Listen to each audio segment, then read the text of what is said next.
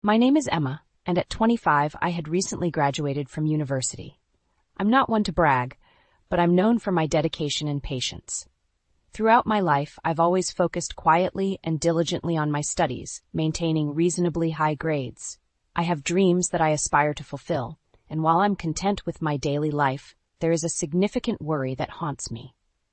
One day, within moments of my father's funeral, my mother Linda and my sister Olivia confronted me. Their intentions were clear.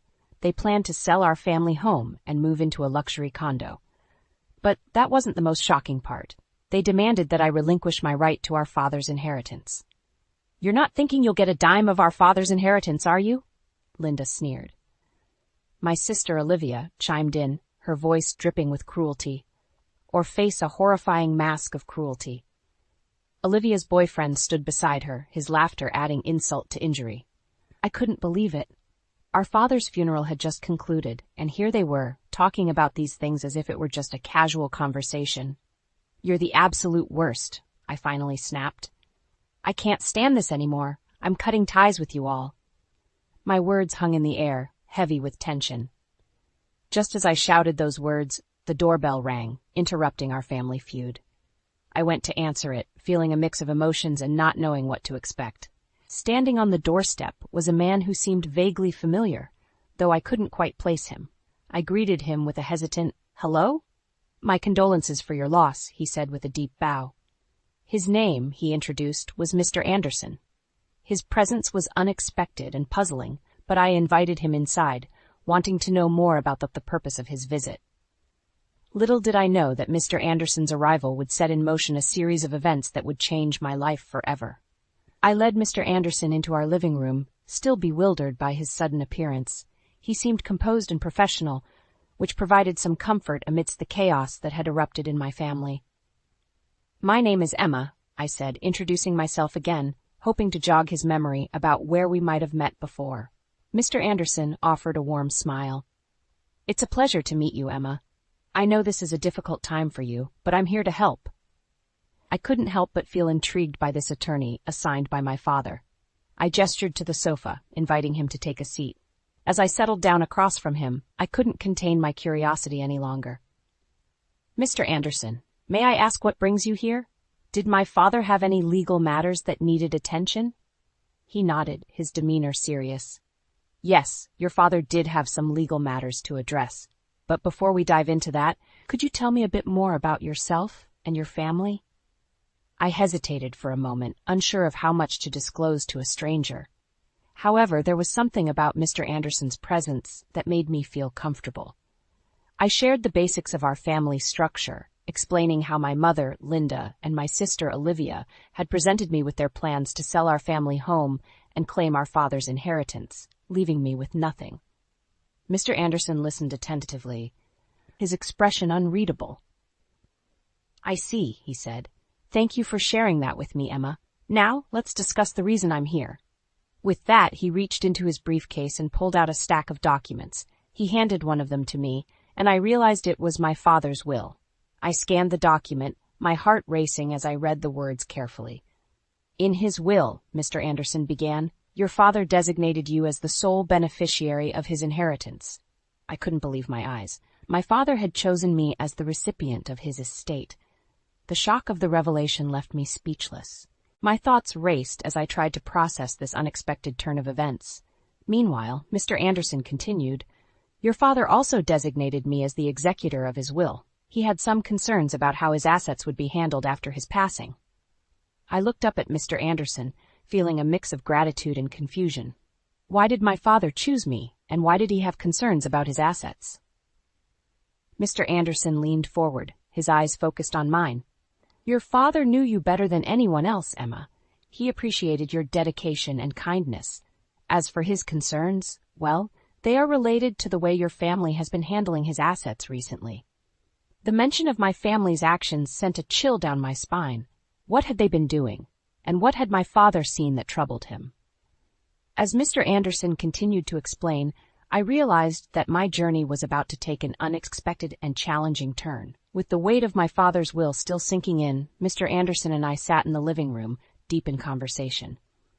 I couldn't help but wonder what my family had been doing with my father's assets that had caused him concern. "Emma," Mr. Anderson began, "I understand that this is a lot to take in. Your father had entrusted me with his wishes, and he wanted you to be aware of certain matters." I nodded, eager to learn more. "Please, tell me everything," Mr. Anderson continued. "Your father was aware of how your family had been handling his assets. He was concerned about the extravagant spending and the way they were squandering the insurance money." I frowned, realizing the severity of the situation. "They've been spending the insurance money recklessly?" Mr. Anderson nodded. "Yes, that's correct. They've purchased a luxury condominium, an expensive car, and indulged in lavish spending on various luxuries. Meanwhile, you've been left to handle all the caregiving and household chores on your own." The truth hit me like a ton of bricks.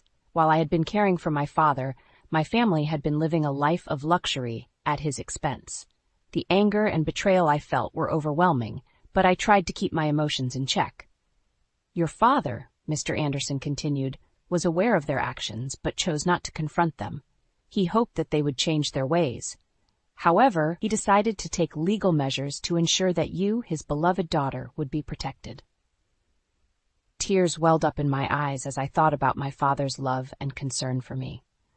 "I can't believe they would do this to him," I whispered, my voice choked with emotion. Mr. Anderson placed a reassuring hand on my shoulder. "Your father had a message for you, Emma. He wanted you to know how much he appreciated your dedication and kindness. He wanted you to be happy." I wiped away my tears and nodded. "I'll do whatever it takes to honor his wishes." As we continued our discussion, Mr. Anderson explained that he had been entrusted with overseeing the distribution of my father's inheritance. He also mentioned the importance of upholding my father's values of kindness and righteousness. Deep down, I knew that my path was clear. I needed to pursue a career that would allow me to advocate for justice, just as my father had hoped. I looked at Mr. Anderson with determination in my eyes. "I want to become a lawyer, like you, Mr. Anderson. I want to ensure that justice prevails." He smiled warmly. "I believe you have the potential to make a great lawyer, Emma. I'll be here to guide you every step of the way." With Mr. Anderson's support and my father's memory as my driving force, I knew that I was embarking on a new journey, one that would be filled with challenges and opportunities to make a difference. In the days that followed Mr. Anderson's visit, I continued to reflect on my father's love and the responsibilities he had entrusted to me. It was clear that he had seen through my family's actions and wanted to ensure that I would be protected. One evening, my phone rang and I saw my father's name on the caller ID. My heart skipped a beat and I quickly answered the call. "Dad? Hello?" I said, my voice filled with both excitement and concern.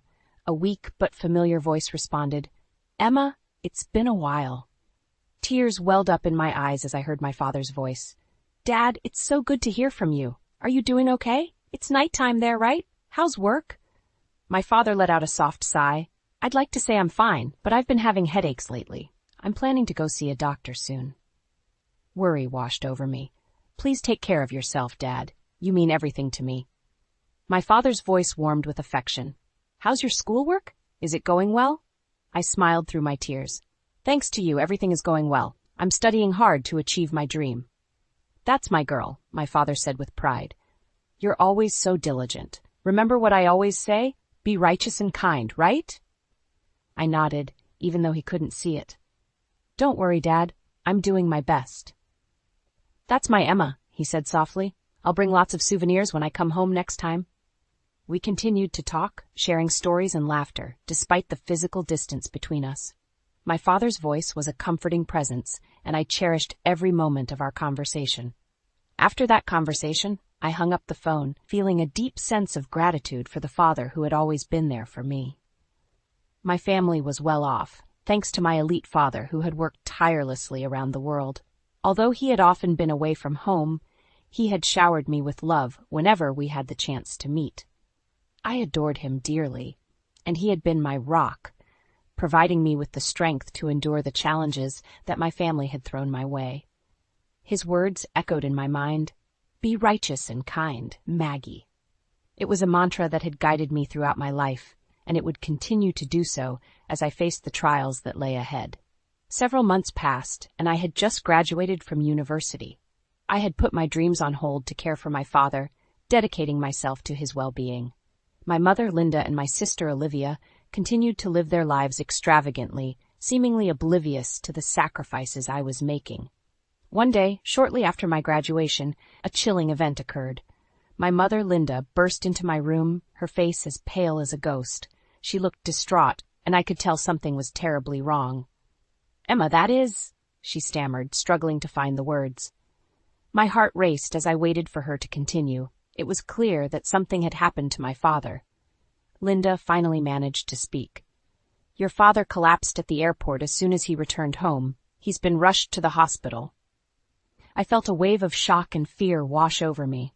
My father, who had always been a pillar of strength, had now fallen ill.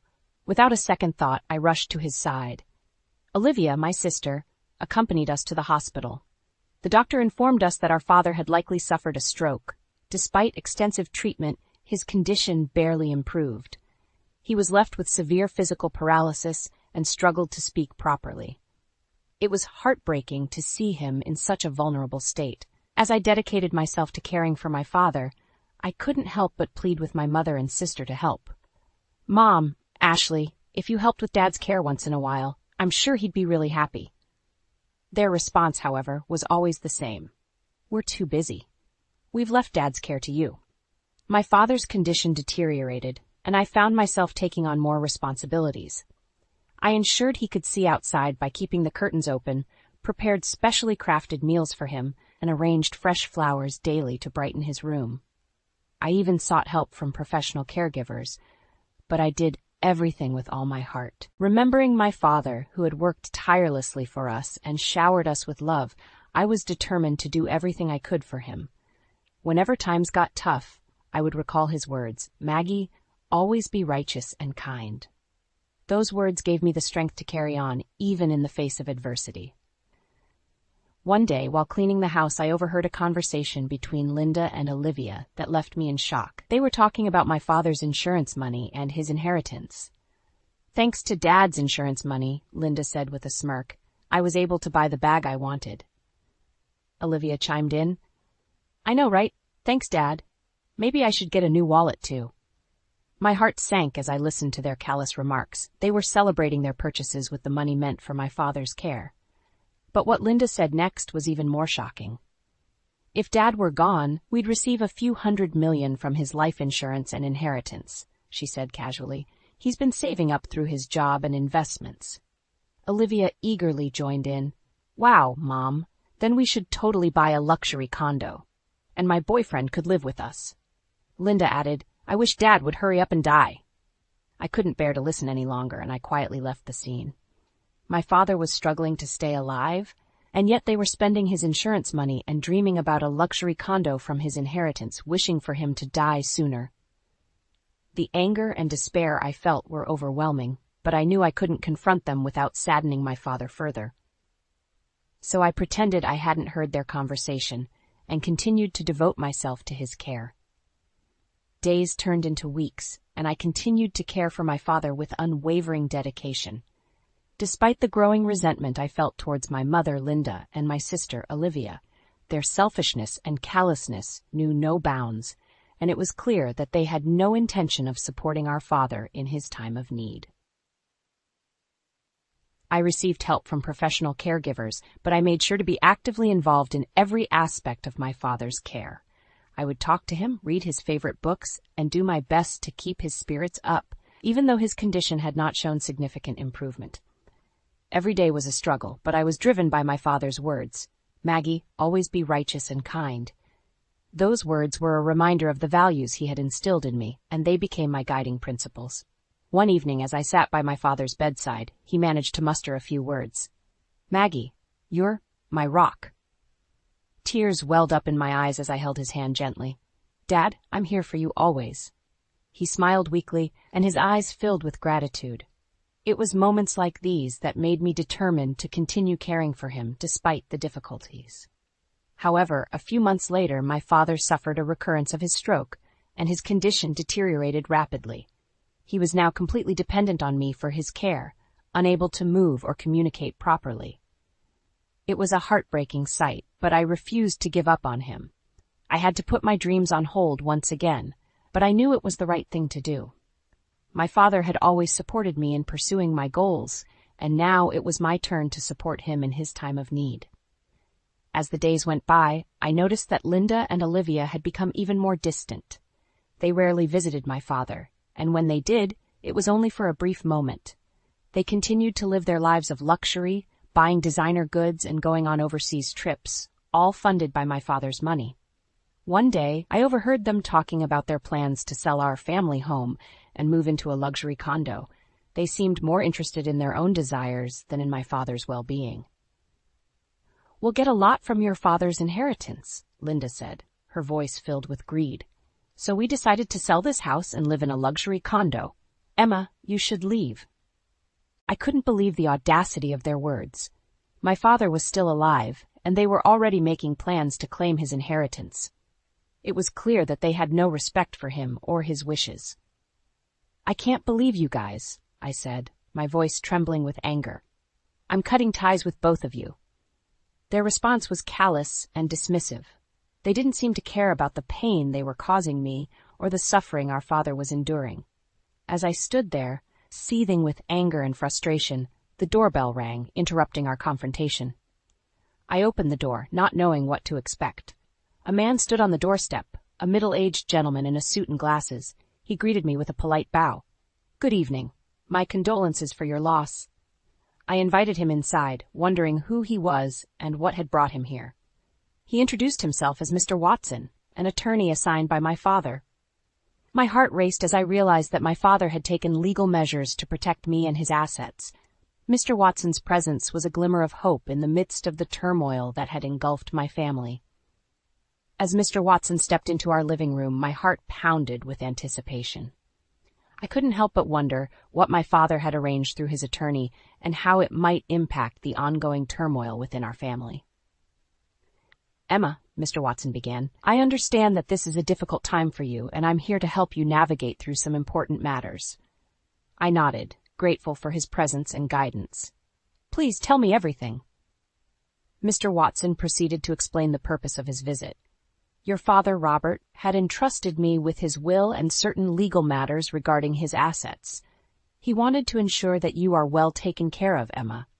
Tears welled up in my eyes as I listened. It was reassuring to know that my father had taken steps to protect my interests. "Before I proceed," Mr. Watson continued, "I would like to read your father's will to you. It contains important instructions regarding his estate." I nodded, eager to hear the contents of the will. Mr. Watson retrieved a document from his briefcase and began to read aloud. "I, Robert, hereby bequeath as follows. I leave all property belonging to me to my beloved daughter, Emma." I gasped in astonishment. My father had left everything to me. It was a stark contrast to the expectations of my mother, Linda, and my sister, Olivia, who had been plotting to claim his inheritance. Mr. Watson continued, "The will also designates you, Emma, as the executor." I felt a mixture of emotions, gratitude, responsibility, and a sense of duty. My father had placed his trust in me, and I was determined to honor his wishes. Mr. Watson then proceeded to explain that my father had been aware of the reckless spending by Linda and Olivia, as well as their disregard for his well-being. He had commissioned Mr. Watson to investigate their actions, and the attorney had uncovered evidence of their extravagance.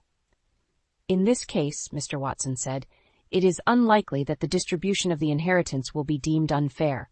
Your father's concerns were well-founded." I couldn't help but feel a sense of vindication. My father's decision to protect me and his assets was justified. However, Linda and Olivia were not pleased with the revelation. They argued that they should be entitled to a share of the inheritance, citing legal provisions. Mr. Watson calmly responded, "You do have the right to claim a statutory reserve from the inheritance, as prescribed by the civil law. However, given the evidence of your extravagant spending and disregard for your father's well-being, it is unlikely that such a claim will be successful." Their faces paled as they realized the implications of their actions. My father had planned meticulously to ensure that justice prevailed, and Mr. Watson was here to uphold his wishes. As Linda and Olivia grudgingly accepted the reality of the situation, I felt a renewed sense of purpose. My father had entrusted me with his legacy, and I was determined to use it to honor his memory and the values he had instilled in me: righteousness and kindness, and kindness, and kindness.